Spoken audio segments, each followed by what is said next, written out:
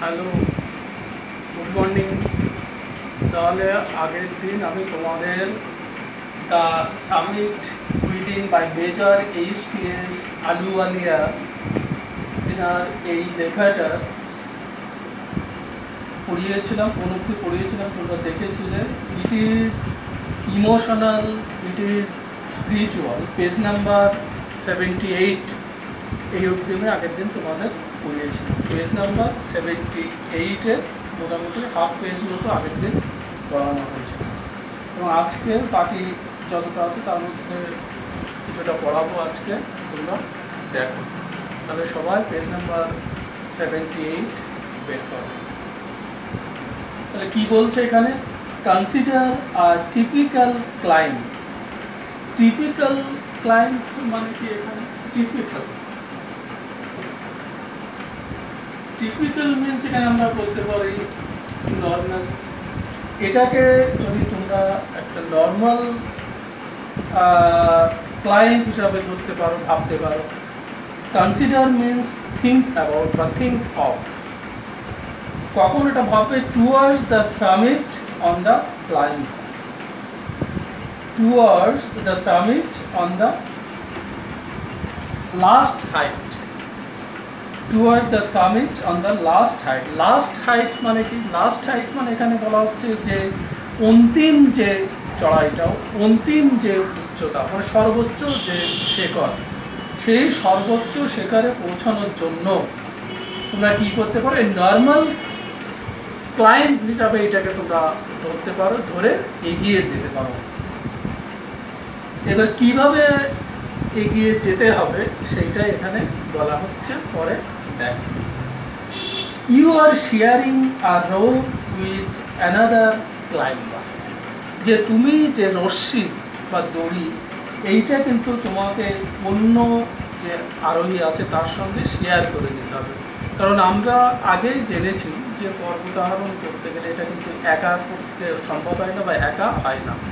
এটা group system করে বা দলবদ্ধভাবে কয়েকজন মিলে এই পর্বতারোহণটা করতে হয়। সকলের সম্মিলিত প্রচেষ্টার মাধ্যমেই কিন্তু এই কাজটা সংগঠিত হয়। এই জন্য প্রথমে তুমি দড়িটাকে শেয়ার করলে অন্য একজন তোমার যে ক্লায়েন্বার, ক্লায়েন্বার যে আছে তার সঙ্গে। You firm in.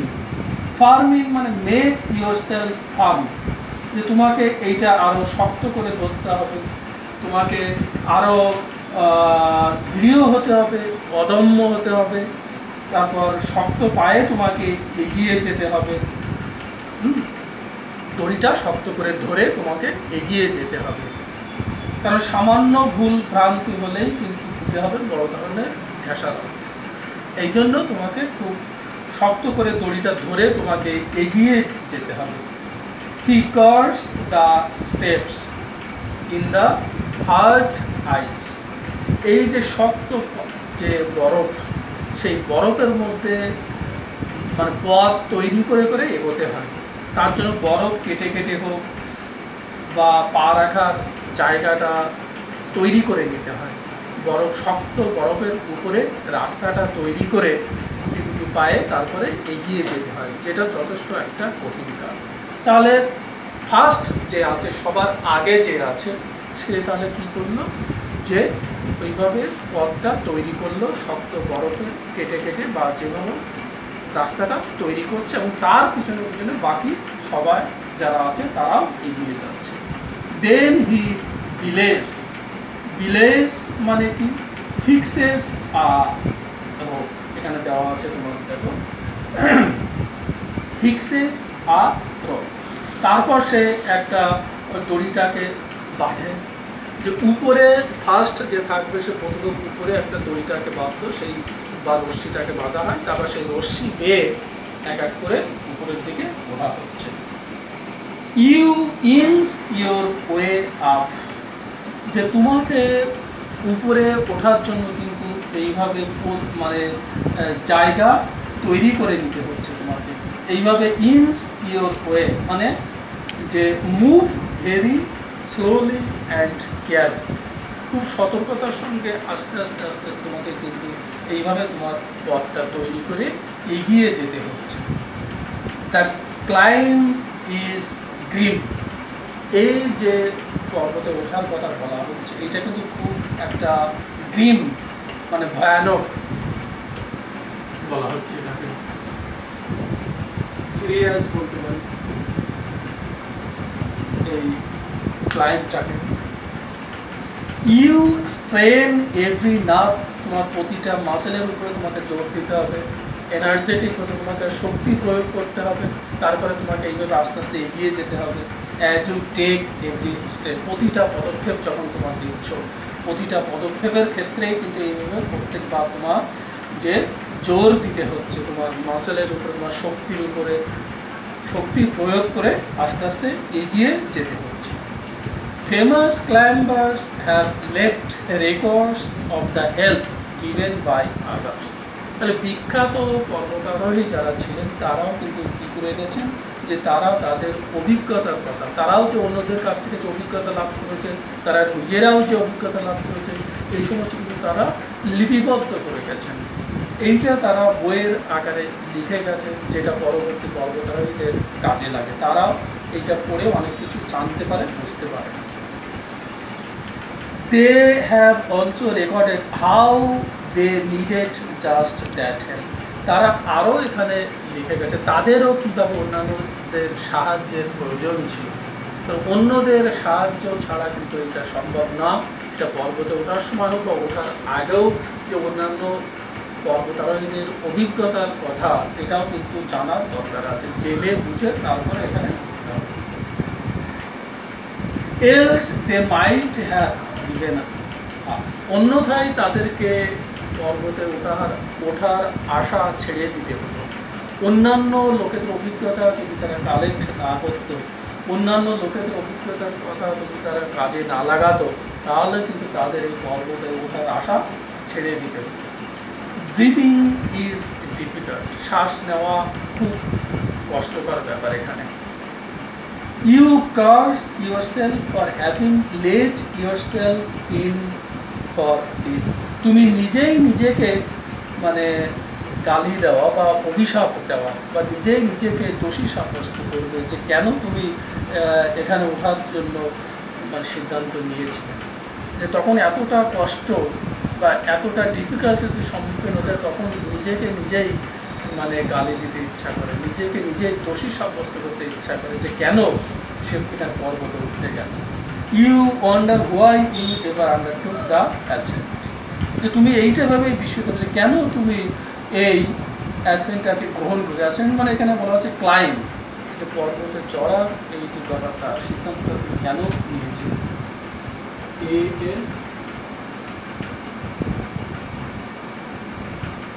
তাহলে পর্বতে চড়ার এই সিদ্ধান্তটা নেওয়ার জন্য কিন্তু নিজেকেই যেন নিজে দোষী করি। There are moments when you feel like going back. এমন এক মুহূর্ত আসে মাঝে মাঝে তখন মনে হয় যে ঠিক আছে এবার ফিরে যায়, আর ওঠার দরকার নেই।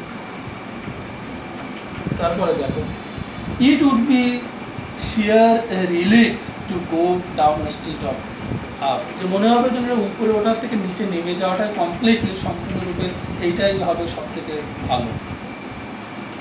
sheer relief মানে কমপ্লিট রিলিফ, সম্পূর্ণ একটা স্বস্তি পাওয়া যাবে উপরে ওঠার থেকে নিচে নামলে।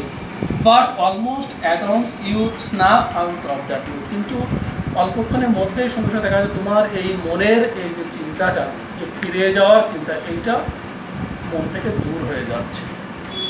There is something in you that does not let you give up the struggle. তখন এমন একটা তোমার মধ্যে কাজ করবে যখন তোমার যেটা তোমাকে এই সংগ্রাম থেকে, এই লড়াই থেকে পিছিয়ে আসতে দেয় না, সম্পূর্ণরূপে এই যে ডিফিটটাকে তুমি অ্যাকসেপ্ট করতে রাজি হবে না, এরকম মনে হবে। অ্যান্ড ইউ গো অন, এবং তুমি এগিয়ে চলো। Your companion keeps up with you, তোমার সহযোগী যারা আছে তারাও তোমার সঙ্গে থাকবে। জাস্ট অ্যানাদার 50 ফিট, আর মাত্র দেখা যাচ্ছে 50 ফিট মতো বাকি আছে। পর 100 মিল, অথবা আর হয়তো দেখা যাচ্ছে 100 ফিট মতো বাকি আছে। আর 100 ফিট বা 50 ফিট মতো উঠতে পারলেই তোমার একদম সর্বোচ্চ শিখরে তুমি পৌঁছে যাবে।